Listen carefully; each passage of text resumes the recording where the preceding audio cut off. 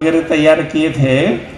तो विश्वामित्र जी, अब विचार करो, आज के जो वैज्ञानिक हैं उससे वो बड़े वैज्ञानिक थे कि नहीं? उस समय उन्होंने हाइब्रिड तैयार किया था। हाँ, अरे नया लोक तैयार कर दिया था। देखो तप का ये प्रताप था। तो भैंस की रचना उन्होंने इस प्रकार से करवाई थी। लेकिन भैंस का दूध है ना, वायु कारक होता है और गाय का नुकसान नहीं करता है।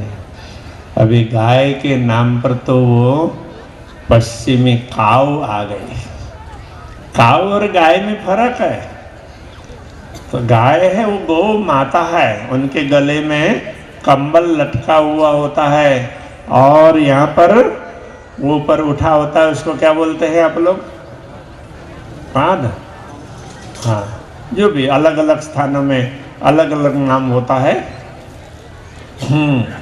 तो यहाँ पर ऊपर उठा हुआ होगा ना, तो वो पहाड़ की तरह से ऊपर, हाँ, अथवा तो वो श्रीफल की तरह से उठा हुआ हो और गला में कंबल लटकता हो ना, तो वो गाय है, उसको गौ माता बोलते हैं।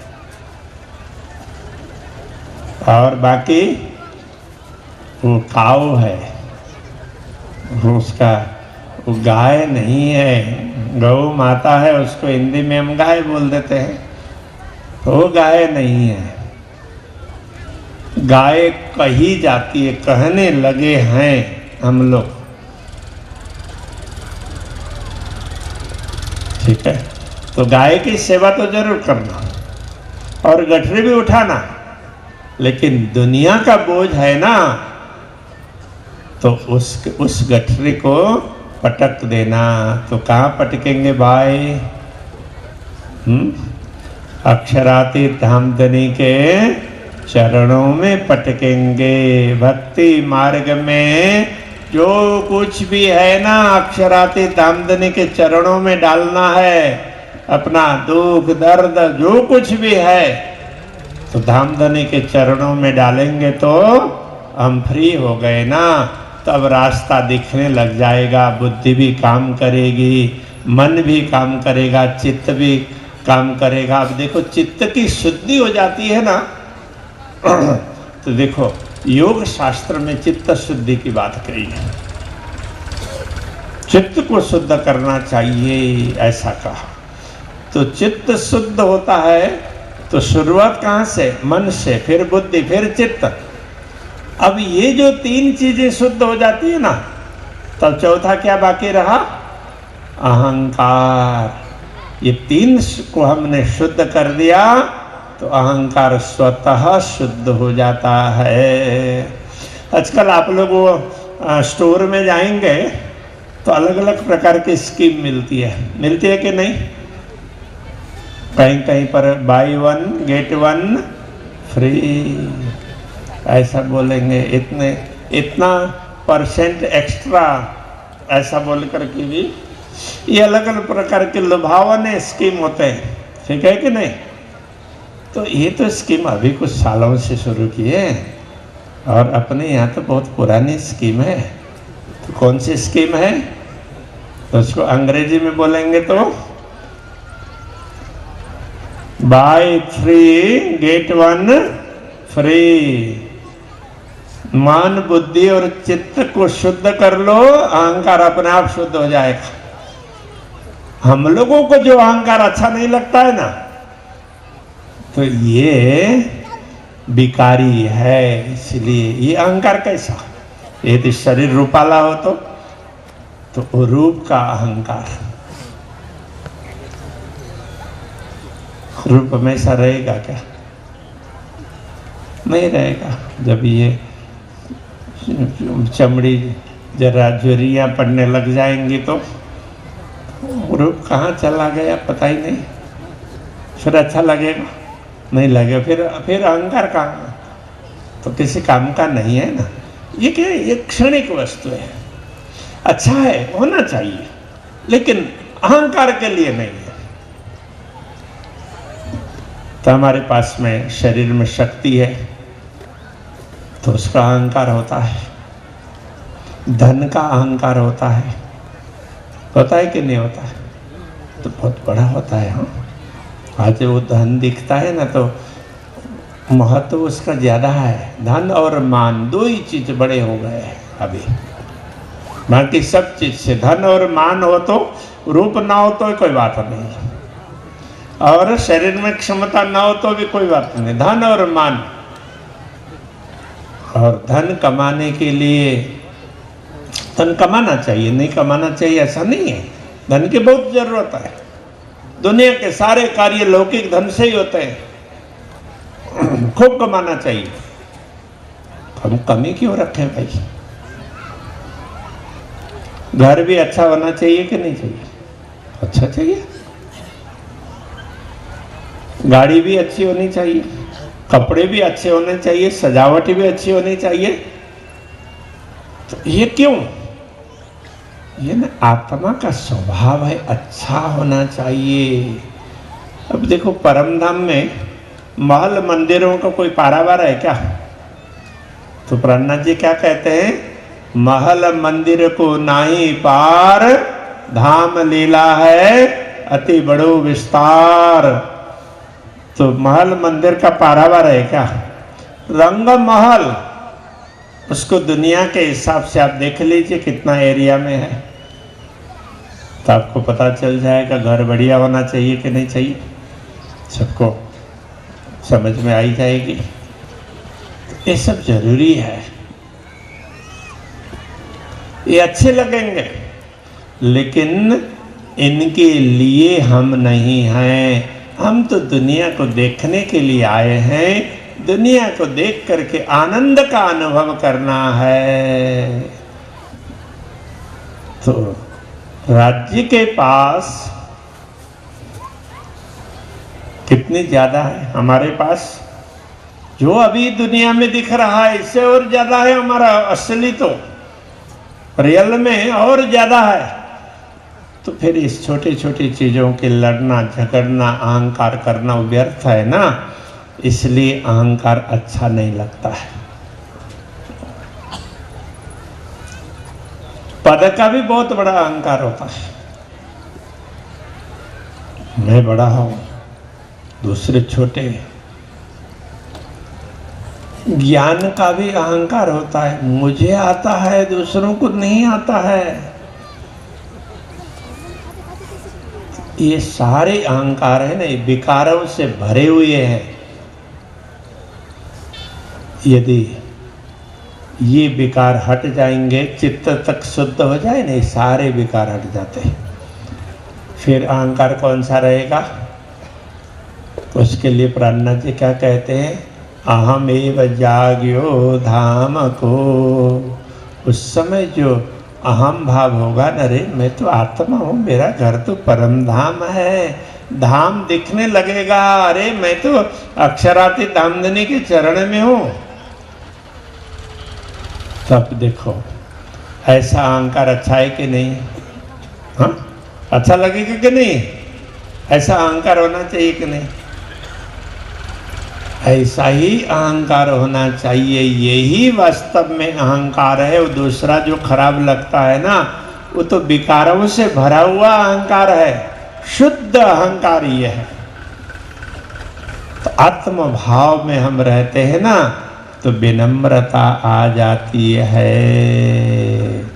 प्रेम प्रकट होने लग जाता है, क्योंकि मन शुद्ध हो गया, बुद्धि शुद्ध हो गई, चित्त शुद्ध हो गया, अहंकार शुद्ध हो गया। अब आत्मा के अनुभव के लिए कोई दूसरा व्यवधान है क्या? कोई व्यवधान नहीं। अब हम हृदय तक पहुंच जाते हैं, और हृदय से, हृदय में क्या रहता है? प्रेम। हृदय से प्रेम प्रकट होता है, और प्रेम का सीधा संबंध परम धाम से है। प्रेम परम धाम से ही आता है। तो प्रहलाद जी क्या कहते हैं? दुनिया में प्रेम कहा जाता था, लेकिन यथार्थ में प्रेम दुनिया में नहीं। तो ये कौन लेके आया? तो ब्रह्मा आत्माएं, यथार्थ में प्रेम लेकर के आई है। उन्होंने ब्रज में ये दिखाया प्रेम क्या होता है, रास में दिखाया।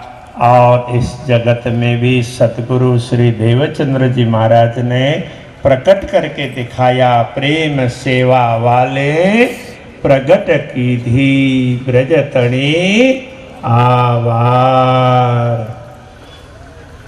तो आप देखिए, अब तो अच्छा लगेगा ना। अब यही अंतःकरण है, अब ये एक से एक मन भी अच्छा हो जाएगा, क्योंकि अच्छा संकल्प होगा, शुभ संकल्प होगा, बुद्धि अच्छी बातें समझने लग जाएगी, बुरी चीज़ों में उस इंटरेस्ट, रुचि ही नहीं रहेगी। ऐसे चित्त शुद्ध होगा, अक्षरातीत धामधनी के चिंतन में लगेगा, चलते फिरते खाते पीते उड़ते बैठते सोवत सुपद जागृत। अब ये तो मैंने ऐसे बोला, वैसे तो खाते पीते से ही है, मैंने ऐसे पहले चलते फिरते बोल दिया। तो खाते पीते उड़ते बैठते सोवत सुपन जागृत, दमना छोड़े मासूक सो, जाके असल हक निस्बत। अब आप विचार करो तो ऐसा हो जाए, हमें हमेशा अक्षराते धामधनी का स्मरण हो, धामधनी साथ में ही है, ऐसा लगने लगेगा तो ब्रज का जैसा सुख मिलेगा कि नहीं मिलेगा। ब्रज की गोपियां, उनको लगता था कृष्ण जी हमारे साथ में हैं, तो गाय का दूध दोती है तो भी वो यही सोच कर दोती है कृष्ण जी आएंगे और उनको दूध पिलाएंगे। दूध गर्म करती है तो भी यही सोचती है, दूध को जमाती है तो भी यही सोचती है कृष्ण जी आएंगे उनको दही खिलाएंगे। दही को मथ लेती है तो यही सोचती है कि कृष्ण जी को मक्खन खिलाएंगे। तब देखिए तो हमेशा कृष्ण जी का चिंतन करती है। नारद जी बड़े भक्त रहे हैं, भक्ति में नारद जी बहुत बड़े भक्त हैं। तो एक बार नारद जी को किसी ने बोला, तो नारद जी ब्रज की गोपियों की भक्ति वो तो बहुत बखाने जाती है, क्या है? तो नारद जी ने विचार किया, तो जरा देख तो ले। अब नारद जी अथवा उस समय के लोग हैं ना, तो आज तो नारद जी किसको बोलते हैं? इधर की बात उधर, उधर की उधर करने वाले को नारद जी बोल देते हैं। तो ऐसा नहीं है। नारद जी हमेशा कीर्तन करते रहते हैं, तो नारद जी भक्त हैं। तो नारद जी ने ध्यान किया, तो ध्यान में ब्रजमंडल को देखा, तो ब्रज की गोपियां क्या करती जरा देख तो लो। तो उनको दिखाई दिए एक गोपी तो खेत में से होकर के दूसरी तरफ जा रही थी। तो खेत में तो खेत का जो उसको क्या बोलते हैं, वो गुजराती में तो शेडो बोलते हैं ना, हाँ उसको क्या बोलते हैं, शेडा ही बोलते हैं। हाँ, तो उसमें न कुछ झाड़ियाँ होती है, ठीक है। अब उसमें से निकले तो कपड़े में उसके कांटे अटकते हैं ना, तो वो गोपी के वो कांटे वो अटक गए कपड़े ने, वो कांटों ने उसके कपड़े को पकड़ लिया। तो गोपी बोलती है छोड़ दे, तो कांटा छोड़ देता है क्या ऐसे? 2-3 बार बोला, थोड़ा झटका या छूटा नहीं, तब वो देखती है अरे कांटे में उलझा है, तो उसमें से छुड़ा लेती है।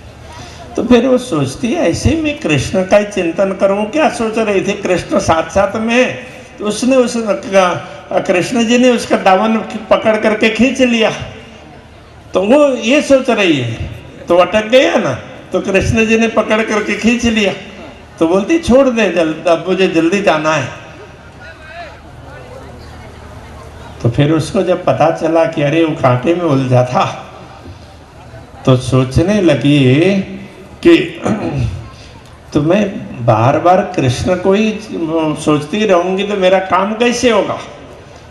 तो न वहाँ उसमें खेत में, तो वो खेत में थोड़ा सा वो पारा होता है ना, तो उस पारे में बैठ करके तो सोचने लगे कृष्ण थोड़ी देर दिमाग से निकल जाओ ना, तो मैं थोड़ा सा मेरा काम कर लूं। तो नारद जी ने ये दृश्य देख लिया। तो नारद जी को समझ में आई कि अरे तपस्वी लोग, योगी लोग एक बार श्री कृष्ण जी की झलक अपने दिमाग में आए, दिल में आए, इसके लिए तो इतनी साधना करते हैं। और ये गोपी श्री कृष्ण जी के स्वरूप को दिमाग से, दिल से हटाना चाह रही है ताकि मैं अपना काम कर सकूं। तो इसका कितना बड़ा भाव है।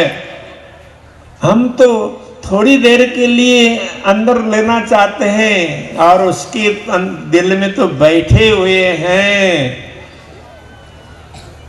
तो नारद जी को ये दिखा ना दृश्य, तब नारद जी ने फिर गोपियों का उदाहरण दिया। देखो भक्ति क्या है।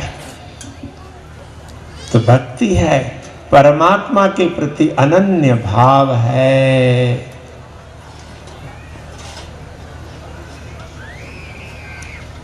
तो परमात्मा के प्रति अनन्य भाव, तो ये भक्ति है।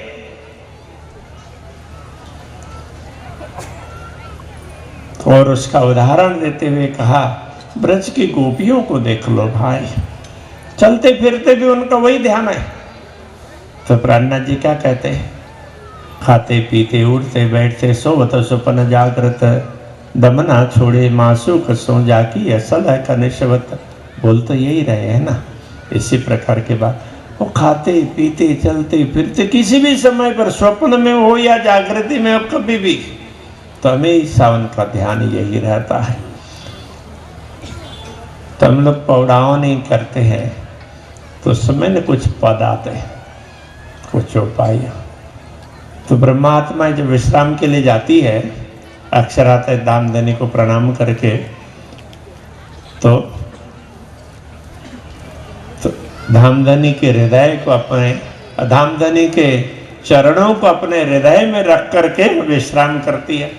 ऐसी चौपाई आती है कि नहीं, सोई रही सखियां चरण धर हिया पर।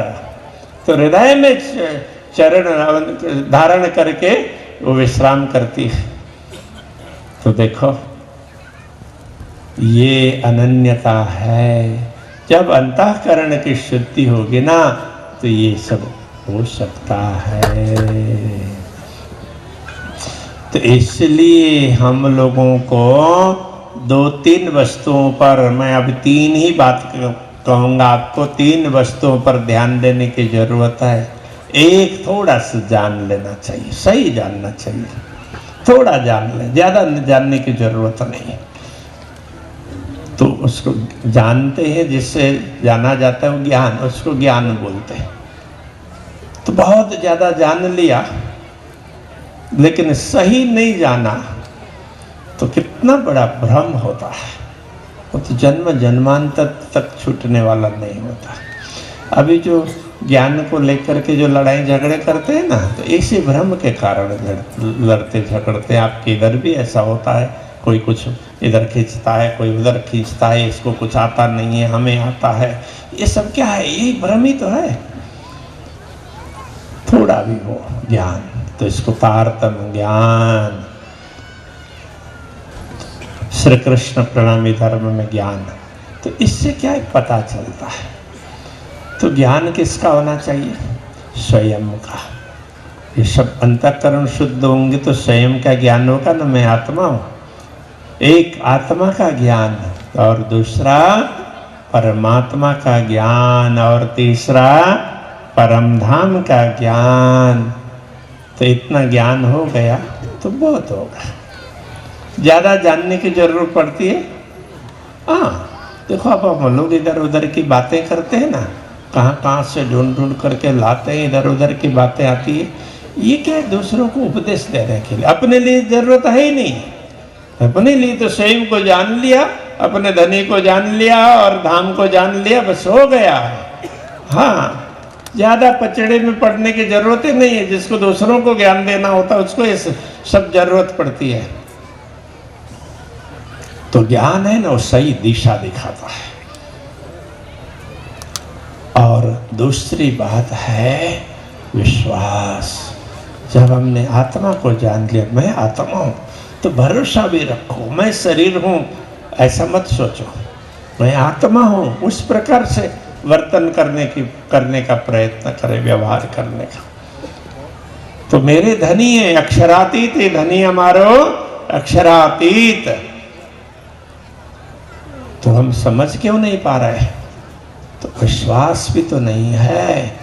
तो इधर भटक रहे हैं, उधर भटक रहे हैं, उनकी शक्तियां हैं, सबको आदर देना चाहिए, सारी शक्तियों को। लेकिन पूर्ण ब्रह्म परमात्मा का ज्ञान और उनके प्रति पूर्ण विश्वास जरूरी है। तो विश्वास नहीं होगा तो क्या होता है, फिर हमें ना फल प्राप्त नहीं होगा, रस नहीं आएगा, मजा नहीं आएगा। फल क्या है? तो प्राणनाथ जी क्या कहते हैं, विश्वास करीने दौड़े जे तारतमनो फल ले से ते। तो जो लोग विश्वास करके दौड़ते हैं, विश्वास करके आगे बढ़ते नहीं, दौड़ने का मतलब विश्वास पूर्वक आगे बढ़ना, ऐसे ही नहीं। तो वो तारतम का फल समझ लेते हैं, नहीं तो समझ में नहीं आती। तो तारतम का फल क्या है? तो घर श्री धाम अने श्री कृष्ण। तो मेरा घर परम धाम है और मेरे धनी श्री कृष्ण जी हैं। तो इसलिए तो निज नाम श्री कृष्ण जी, स्वयं पूर्ण ब्रह्म परमात्मा प्रकट हो गए। तो उन्होंने क्या बोला, तो मैं श्री कृष्ण हूँ। तो यह उनका मूल नाम है। बाकी तो उपाधि और बाकी अलग अलग नामों से, हजारों लाखों करोड़ों नामों से ब्रह्मात्मा परम धाम में तो पशु पक्षी भी वो धनी जी का नाम लेते हैं। तो अलग अलग तरीके से लेंगे। तो ऐसा है। तो हमारा घर परम धाम और हमारे धनी श्री कृष्ण, हमारे धनी है श्री कृष्ण है। तो ये विश्वास होगा ना, तो ये फल प्राप्त होगा। ठीक है। तो विश्वास, तो फिर विश्वास होगा ना, फिर प्रेम बढ़ेगा। ठीक है ना। हाँ, तो प्राणनाथ जी ने तीन वस्तु की बात, तीन ही बातें तो बताई है। तो ज्ञान को इल्म कहा, तो उस समय जो प्रचलन में भाषा थी, और प्रेम को इश्क कहा, और विश्वास को ईमान। है तो यही चीज ना, ज्यादा कुछ जरूरत है नहीं, बहुत छोटी छोटी चीजें हैं। और ये कहते हैं कि देखो, ये प्रेम और विश्वास है ना, ये तो एक पक्षी उड़ता है तो उसके पंख होते हैं ना, ऐसे ऐसे ऐसे करते हैं। तो इस तरह से आत्मा को ऊंचाई तक पहुंचाने के लिए, धाम के दर्शन करवाने के लिए हैं। और ज्ञान, वो पक्षी भटके नहीं, आत्मा इधर उधर भटके नहीं, उसको सीधा रास्ता, ये परम धाम है। तो धाम को दिखाने के लिए, ये तेरे धनी हैं, ये समझाने के लिए।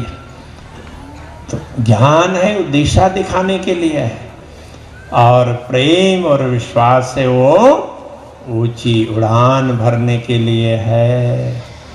तो इतना हम ध्यान रखेंगे तो हमारा कल्याण होगा कि नहीं होगा? कल्याण के लिए ज़्यादा कुछ करने की आवश्यकता पड़ती नहीं है। तो मुझे लगता है कि अब प्रवचन को यहीं विराम देना चाहिए, ठीक है। तो जो थोड़ी सी बातें आपके सामने हुई, आपको ठीक लगे तो अंतःकरण की शुद्धि की बात हुई, और प्रेम, ज्ञान, विश्वास और प्रेम, तो ये बातें आपको ठीक लगी तो आप जरूर ग्रहण करें।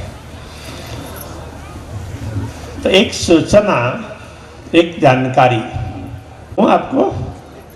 हाँ बोले, हाँ तो देखो ये महेंद्र भाई, हाँ कई गए होंगे, हाँ ठीक है, कोई बात नहीं, कोई बात नहीं। तो महेंद्र भाई ने बहुत आग्रह किया था, तो आपको आना ही पड़ेगा। ऐसे तो सभी महापुरुषों ने आग्रह किया, सबने आग्रह किया, लेकिन महेंद्र भाई पीछे ही पड़े। और अभी यहाँ आए ना, तो वो नवतनपुरी धाम के लिए उन्होंने चेक भी अर्पण किया। हाँ वही सूचना आपको देनी है। नवतनपुरी धाम देखिए, तो अक्षरातीत धामधनी ने दर्शन दिया, सदगुरु को ज्ञान दिया, मंत्र दिया, परमधाम तक के दर्शन करवाए, और फिर नवतनपुरी धाम की स्थापना करवाई मार्गदर्शन दे दे करके। तो इसलिए प्राणनाथ जी नवतनपुरी धाम के लिए क्या कहते हैं, पहले बीज उदय हुआ पूरी जहां नवतन, सब पुरियों में उत्तमा हुई जो धन धन। ए मध्य जे पूरी कहावे, नवतन जहनो नाम, उत्तम 14 भवन मां, जहां वाला नो विश्राम। तो ऐसे तो चौपाई बहुत है, तो अभी इतने में ही रखते हैं, 2 ही चौपाई नवतनपुरी धाम की महिमा के लिए। तो ये पूर्ण ब्रह्म परमात्मा का विश्राम स्थल इस जगत में सबसे पहले बनाया हुआ धाम, पहले बनाया हुआ मंदिर, उसके 400 वर्ष हो गए, तो जीर्ण शीर्ण हो गया। अभी उसको अक्षरातीत धामधनी नए रूप में बनवा रहे हैं। तो उसका ये थोड़ा सा, तो आप लोगों के पास में कुछ न कुछ तो आ ही जाएगा। आएंगे भी इधर हमारे कार्यकर्ता लोग, कभी मौका लगेगा तो हम भी कभी आएंगे, तो आप सबको बताएंगे कैसे बनेगा, किस तरह से बनेगा। अभी उद्घोषक भाई थे ना, वो साफा वाले, पकड़ी वाले, तो बोल रहे थे बहुत टिकाऊ वाला बनेगा, मजबूत पत्थरों से, ऐसा बता रहे थे, ठीक है ना। देखो आज से 400 वर्ष पहले बना, तो उस समय सुविधाएं सीमित थी ना, नजीक में जो वस्तुएं मिलती है उसी को लाना पड़ता था। जो भी पत्थर मंगाए गए नजीक से ही मंगाए, तो उस समय तो बहुत दूर से तो आ भी नहीं सकता। और वो पत्थर भी वो बैलों के पीछे बांध बांध करके, बैलों ने खींच खींच करके, बैल, ऊंट, और बड़े होंगे तो हाथी, तो इनसे खींच करके लाना पड़ता था। और रास्ते में टूट जाए तो जो बचा है उसको ही घड़ करके लगाते थे। तो इस तरह से पहले जो कुछ भी बनाना, तो वो भी पूरा पत्थर का था। और जो पत्थर यूज में, प्रयोग में किए गए, तो वो 400 वर्ष तक चले। ये तो बहुत मुश्किल, इतनी लंबी आयु उनकी मानते नहीं है, लेकिन फिर भी अक्षरातीत धामधनी की कृपा हुई, इतने वर्ष तक चला। तो उस समय जिन सुंदर साथ ने सहयोग दिया, और मंदिर तैयार हुआ, तो आज तक लाखों सुंदर साथ ने लाभ लिया होगा ना, हो सकता है करोड़ों ने लिया हो इतने सालों में। तो उस समय सुंदर साथ की सेवा उस समय की, तो देखो करोड़ों करोड़ों सुंदर साथ को लाभ पहुंचाने वाले हुई कि नहीं। और अभी जो तैयार हो रहा है तो अभी तो सुविधाएं हैं, तो दूर से पत्थर भी मजबूत ला सकते हैं। वह दूसरा मेटल तो लगता नहीं, उसमें जो भी लगेगा वो तांबा लगेगा। बाकी तो बहुत सीमित वस्तुओं से तैयार होगा। और उसकी मिनिमम आयु अभी 1200 वर्ष इसलिए मानते हैं कि आक्रांताओं ने पुराने स्ट्रक्चर तो सारे तोड़ दिए, और जो थोड़े बहुत बच्चे हैं ना, तो वो 1200 वर्ष तक के, उनका इतिहास 1200 वर्ष का है, इसलिए लोगों ने ऐसा मान लिया। हो सकता है उससे बहुत ज़्यादा टिके, क्योंकि मजबूत पत्थरों का बिगड़ना क्या होता है, तो रख रखाव ठीक होगा तो ज़्यादा भी टिक सकते हैं। अभी उस तरह से तैयार कर रहे हैं, उसको घड़ करके कलात्मक रूप में तैयार कर रहे हैं। और उसमें जो भी पिलर वगैरह होंगे तो उसमें भी परमधाम की लीलाओं का चित्रण होगा, ब्रज की लीलाओं का चित्रण होगा, रास की लीलाओं का चित्रण होगा, जागनी लीलाओं का चित्रण होगा। इस तरह से ना अलग अलग चित्रण होंगे हमारे गुरुजनों के ऐसे सब ऐसी चित्रण होंगे। तो उस तरह से सुंदर आकृतियाँ ऐसी बनाई जाएगी। रंग भवन की आकृति होगी, मानिक पहाड़ की होगी, ऐसे ना परमधाम के दृश्य भी जहाँ जैसी जगह होगी उस हिसाब से ऐसा बनाया जाएगा। तो वो प्रोजेक्ट है 2 से 2.5 वर्ष का मंदिर का, और पूरा परिसर भी तैयार होगा। तो वो टोटल 5 वर्ष का प्रोजेक्ट है। ठीक है, तो बड़ा प्रोजेक्ट है। तो 400 वर्ष पहले जिन सुंदर साथ को सौभाग्य मिला था, तो उनकी सेवाएं करोड़ों करोड़ों सुंदर साथ को लाभ दे पाई ना। और अभी हम लोग जो भी सेवा करेंगे तो उसका लाभ आने वाली पीढ़ी को, करोड़ों करोड़ों लोगों को मिलने वाला है कि नहीं, मिलेगा ना। तो हम लोग भाग्यशाली हैं कि नहीं। अक्षरातीत धामधनी ने ऐसा मौका हम लोगों को दिया, ठीक है ना। तो हम लोगों को सेवा करनी चाहिए कि नहीं करनी चाहिए, करनी चाहिए। तो सेवा कितने प्रकार की होती है, हाँ 3, तन मन और धन। देखो मन को बीच में रखा है, तन की सेवा में भी मन चाहिए और धन की सेवा में भी मन चाहिए। तो पहले मैं तन की बात करता हूँ, क्योंकि पहले आता है ना।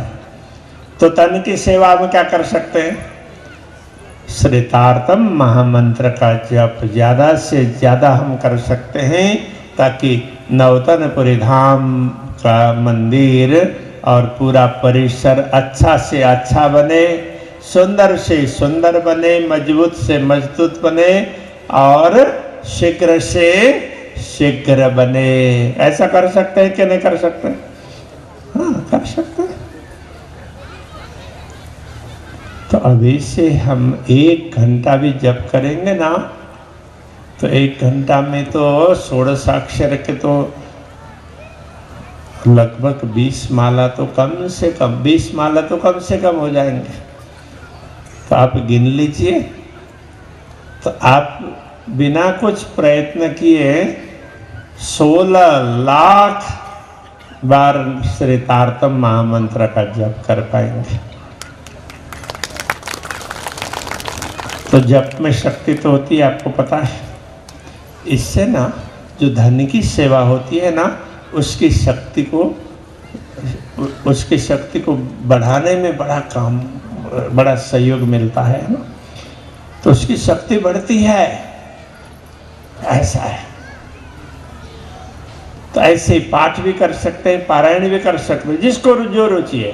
तो आप ये सेवा हर कोई कर सकता है, बालक से लेकर के वृद्ध पर्यंत, बीमार व्यक्ति भी कर सकते हैं। तो सबके लिए सेवा हुई कि नहीं हुई? हर कोई सेवा कर सकता है। और अब धन की सेवा करते हैं। धन की सेवा की बात, तो धन का तो देखो दिखता है, और भौतिक कार्य है वो धन से ही होंगे, तो ये रचना तो भौतिक ही होगी ना। तो उसमें हमारा भाव अध्यात्म का होगा, किंतु रचना तो भौतिक होगी ना। तो धन तो लगाना ही पड़ेगा, इसलिए आप ज़्यादा से ज़्यादा कमाइए और सेवाएं भी दीजिए, ठीक है ना। तो करेंगे कि नहीं करेंगे? करेंगे ना। हाँ, जो भी हो, जिसको जिसके जैसी क्षमता है, थोड़ी क्षमता तो थोड़ी, ज़्यादा क्षमता तो ज़्यादा, किंतु देखो सबका लग जाए तो हमारा ये सौभाग्य होगा कि नहीं। तो हमारा भी थोड़ा कुछ लग जाए, तो बस इतना आप जरूर ध्यान रखना। तो ये तैयार हो रहा है, अभी ग्राउंड का कार्य हो गया, लगभग 20,000 स्क्वायर फुट का कारपेट एरिया होगा, और उसको ना 12 फुट तक खोद करके पूरे भाग को चट्टान बनाया। आपको ख्याल होगा राम जन्मभूमि का में मंदिर बना ना, तो वहाँ तो 43 फुट तक खोदा था। हाँ, क्यों खोदते हैं? अब वहाँ ना नदी का किनार है ना, सरयू नदी है, रेती वाली ज़मीन है, तो उसको कभी सरयू नदी का प्रवाह नजीक नजीक आ जाए तो भी मंदिर को नुकसान पहुँचे नहीं। हमें उसकी आवश्यकता नहीं थी, क्योंकि सौराष्ट्र की भूमि ऐसी है, तो आप 3 फुट खोद लो, 2.5 फुट से लेकर के 5 फुट 6 फुट में तो वो हार्ड मोरम आ जाता है, और वहाँ तो पत्थर वाला मोरम है। मोरम भी केवल एकदम बारीक वो नहीं, वो पत्थर वाला, तो इसीलिए वो वजन बहुत पड़ेगा ना, पत्थर का बनना है सारा।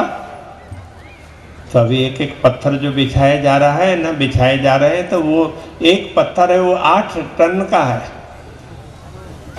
तो आप विचार करो, तो 42 टन की गाड़ी आती है, तो उसमें 5 ही पत्थर आते हैं। तब वो कटिंग में थोड़ा फर्क पड़ता है, कहीं 8.25 का भी होगा, कोई 8.5 का भी होगा, इस तरह से होता है। तो वो कंक्रीट का ना सारा, तो वो 20,000 स्क्वायर फुट, और तो उसको आप फिर 12 फुट से और गुना कर दीजिए, कितना होगा? उतना क्यूबिक फुट है वो पूरा वो चट्टान बना। तो बीच में खिजड़ा के वृक्ष हैं, उनके लिए थोड़ी सी जगह खाली रखी, बाकी चारों तरफ से एक ही चट्टान, और उसके ऊपर में ये बड़े बड़े पत्थर बिछाए जा रहे हैं। अभी तक में ग्राउंड लेवल का काम हुआ है। अब उसके ऊपर जो दिखेगा तो वो मंदिर दिखेगा, उसके लिए वो कार्विंग वगैरह का काम चल रहा है। जैसे जैसे होता जाएगा इंस्टॉल करते जाएंगे, करते करते करते तैयार होगा, और फिर प्रतिष्ठा के समय पर सब लोगों को आना है। और उसमें जिनको भी पत्रम पुष्पम जो भी है ना, तो आप जरूर करना। ये अभी तो आप दिमाग में रख लीजिए, आज ही देना जरूरी नहीं है। तो आपको बहुत कमाना है, तो ये भी ध्यान रखिए, और तो सेवा में भी लगाना है, ये जरूर ध्यान रखना। और श्री महेंद्र भाई ने शुरुआत की, तो मैं उनको बहुत बहुत साधुवाद देना चाहूँगा। वैसे तो हमारे न कार्यक्रम एक के बाद ऐसे हो गए थे, बीच में आना मुश्किल था, तो वो रात को हम लोग बहुत विलम्ब से सोए और सुबह 3 बजे उठे, और वहाँ लखनऊ से सीधा अहमदाबाद और वहाँ से सीधा एयरपोर्ट से पहुँचे। दूरी तो अच्छी है ना। अब यहाँ से उठ करके सीधा गाड़ी में बैठ करके लौट करके जाना भी है, और जहाँ जाना है वहाँ कार्यक्रम के भी कुछ सुंदर साथ यहाँ उपस्थित हैं। तो अभी मैं आप सबको बहुत बहुत साधुवाद देना चाहूँगा। बहुत सुंदर कार्यक्रम आपने रखा, सबको बहुत बहुत साधुवाद देना चाहूँगा। हमारे रश्मि गुरुजी से लेकर के पूरी टीम को सबको बहुत बहुत साधुवाद। तो बहुत बहुत धन्यवाद, और आपने प्रेम से सुना उसके लिए भी बहुत बहुत धन्यवाद। आपको जो बात अच्छी लगी होगी तो उतना लेना, हाँ, बाकी जो अच्छी नहीं लगी होगी ना तो मुझे दे ही देना। हाँ, भार उठा करके मत फिरना। हाँ, व्यर्थ में हम भार उठा करके फिरते हैं ना, दुखी हो जाते हैं। हमें तो सुखी होना है, आनंदित रहना है, खुश रहना है, सदा आनंद मंगल में रहिए, हमेशा आनंद में रहना है। तो ये ध्यान रखिएगा। तो मैं विराम दूँ तो एक जयकारा के साथ में पूरी कर दें, तो जयकारा बोल करके, ठीक है। श्री कृष्ण कन्हैया लाल की जय। श्री कृष्ण कन्हैया लाल की जय। श्री निजानंद स्वामी की जय। श्री प्राणनाथ प्यारे की जय। प्रणाम।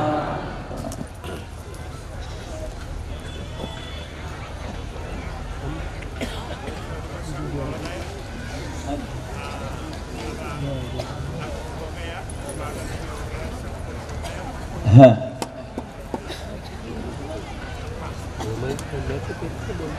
हाँ, प्रणधार प्यारे सुंदर साथ जी। अब यहाँ पूज्य आचार्य महाराज श्री के स्वागत के लिए हम हमारी समिति की तरफ से सरपंच साहब रमेश भाई भाभोर, बारी बारी से सभी आ जाएं। एक एक मदन भाई सिजावाड़ा से, मदन भाई हटीला सिजावाड़ा, शैलेश डामोर जलीबोर, हाँ जल्दी से खड़े हो जाएं।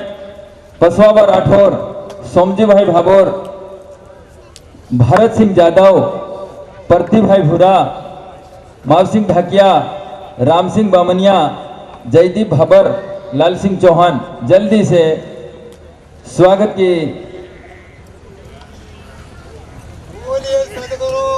महाराज की जय।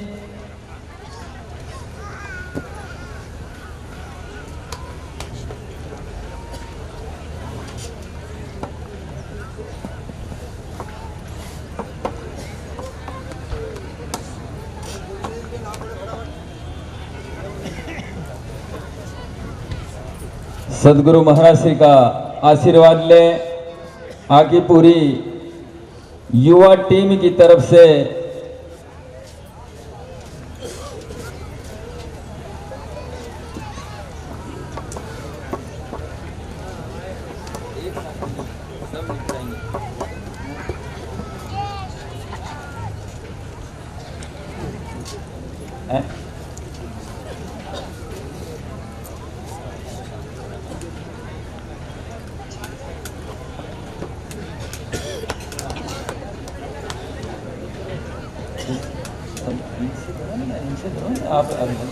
हेलो। और उसके बाद में जामनगर से पधारे हमारे आचार्य महाराज श्री के साथ में जो महाराज श्री पधारे हैं, उनका भी हमारी समिति की तरफ से स्वागत करें। मुकेश भाई, कैलाश भाई, मुकेश भूरा, कैलाश बामनिया, फिर कौन जल्दी से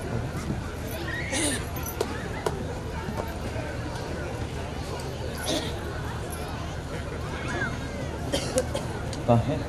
पप्पू भाई भूरिया रिंगोल, ठेकेदार साहब। हाँ,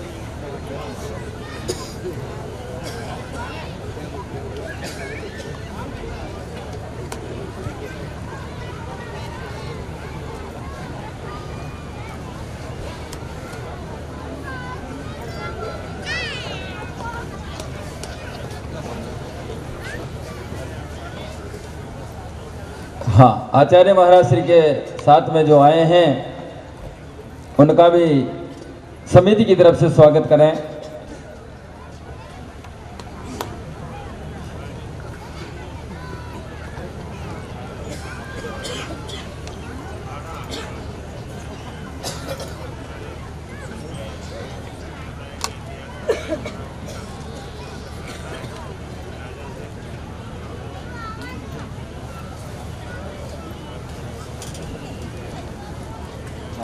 हाँ, अब उसके बाद में हमारे बीच में झाबुआ विधायक विक्रांत भुरिया से हम निवेदन करेंगे कि जगत गुरु आचार्य महाराज जी का स्वागत करें। हाँ, माला ला। झाबुआ विधायक श्री विक्रांत भुरिया जगत गुरु आचार्य श्री का स्वागत करेंगे। अब हमारे बीच में सेना महेश पटेल जोवट विधायक के सुपुत्र भी हमारे बीच में उपस्थित हुए थे, पर वो अर्जेंट काम की वजह से वो यहाँ रुके नहीं और उनकी तरफ से इस कार्यक्रम के लिए 51,000 की सेवा दी है। हम उनके जीवन के लिए राज्य महाराज से यही प्रार्थना करें कि आगे ऐसे हमेशा आगे बढ़ते रहें और ऐसे कार्यक्रम में सहयोग देते रहें।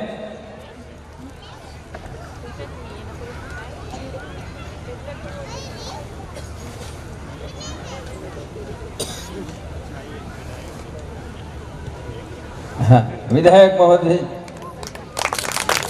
बोलो श्री सुंदर सदगुरु महाराज की जय।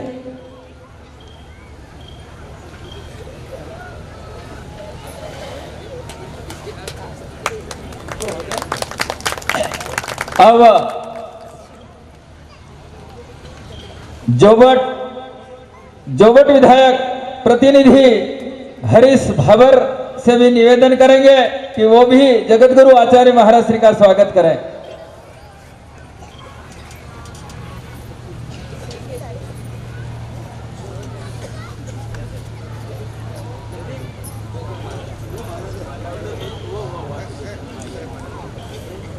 जनपद पंचायत उदयगढ़, जनपद पंचायत है क्या, जनपद पंचायत उदयगढ़, वो भी कन्हैयालाल जगत गुरु आचार्य महाराज श्री का स्वागत करें।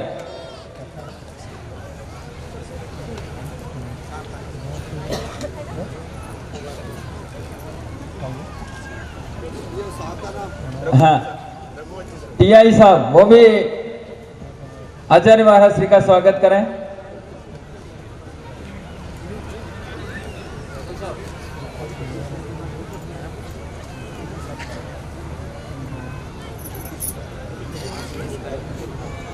ओके, झाबुआ विधायक विक्रांत भुरिया साहब के द्वारा इस कार्यक्रम के लिए 21,000 रुपए की सहयोग राशि प्रदान की गई है।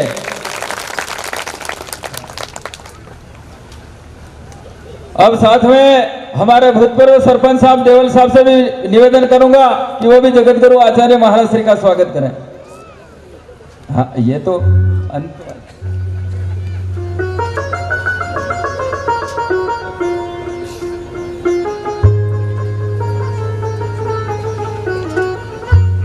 आखिरी में अंत में आज इस कार्यक्रम में इस धरातल के ऊपर पहली बार जगत गुरु आचार्य महाराज श्री के आगमन का अगर विशेष रूप में अगर सहयोग रहा है तो हमारे महेंद्र भाई नलवाया साहेब का उनका एक बार हम फिर से अनुरोध करेंगे कि आचार्य महाराज श्री का एक बार फिर से स्वागत करें। महेंद्र भाई नलवाया, उनकी आगेवानी में, उनकी कार्यशैली से आज हमारे बीच में हम समस्त सुंदर साथ को उनका लाभ हम जो मिल रहा है जगत गुरु आचार्य महाराज श्री का, उनका एक बार फिर से स्वागत महेंद्र भाई नलवाया साहब।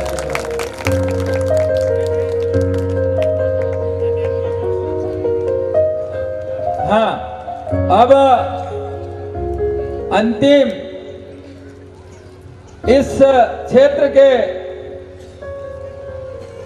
जो हम सबको प्रेरणा देने वाले और हम सबकी सहमति और हम सबको मार्गदर्शन करने वाले मान सिंह यादव साहब से निवेदन करेंगे कि वो आचार्य जगत गुरु का स्वागत करें। उनके द्वारा ही इस क्षेत्र का संगठन मजबूती के साथ आगे बढ़ा है और हमेशा प्रेरणा देते रहे। उनकी प्रेरणा के हिसाब से जो आज हम इतनी ऊंचाई के साथ और इतने प्रेम के साथ ऐसे बड़े कार्यक्रम का आयोजन जो सहयोग के रूप में हमें दे रखा है, उनके द्वारा स्वागत।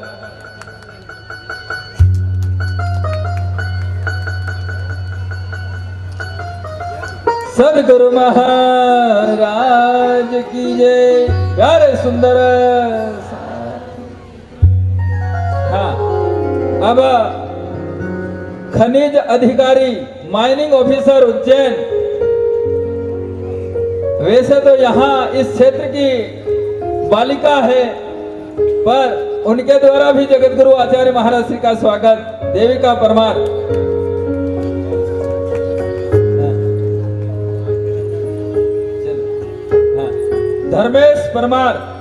धर्मेश परमार भी आए। हाँ,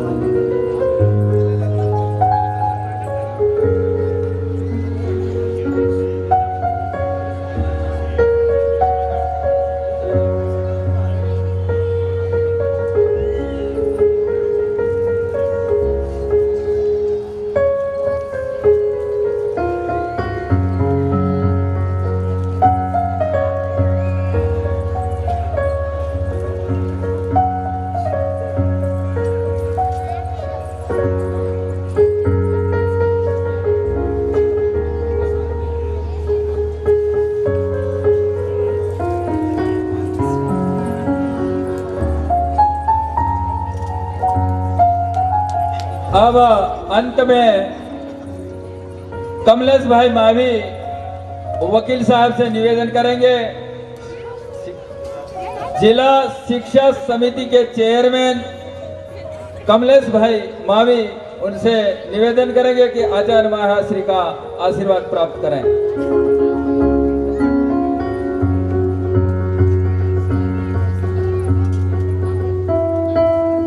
जिला शिक्षा समिति के चेयरमैन है कमलेश भाई मावी। श्री राज्य महाराज से यही प्रार्थना करें उनको इस काम में बहुत बड़ी उपलब्धि दे और ऐसे कार्यक्रम में हमेशा सहयोग देते रहें और ऐसे हम जैसे कार्यक्रम को करने का मौका मिल सके। अब हाँ, अब यहाँ स्वागत की कड़ी को विराम देंगे और आचार्य महाराज श्री को यहाँ से प्रस्थान करना है, उनकी व्यवस्था करें। कोई भी सुंदर साथ खड़ा ना हो, वहां बैठे बैठे आशीर्वाद देंगे अव्यवस्था ना करें, शांति बनाए रखें। अभी अपना आगे और प्रवचन होना है, कार्यक्रम होना है, शांति का सहयोग देंगे।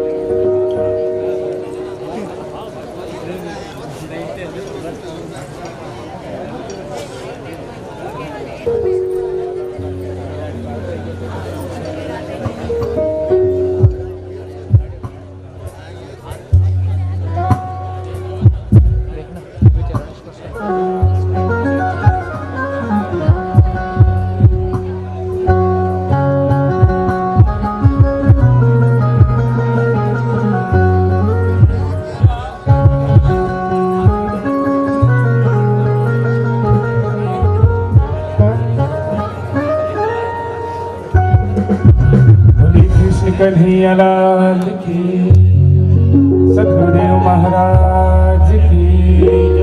आइए पूज्य आचार्य श्री जी महाराज हम सबको अपने आशीष वचन, अपने प्रवचन, अपने आशीर्वाद के द्वारा लाभान्वित किया।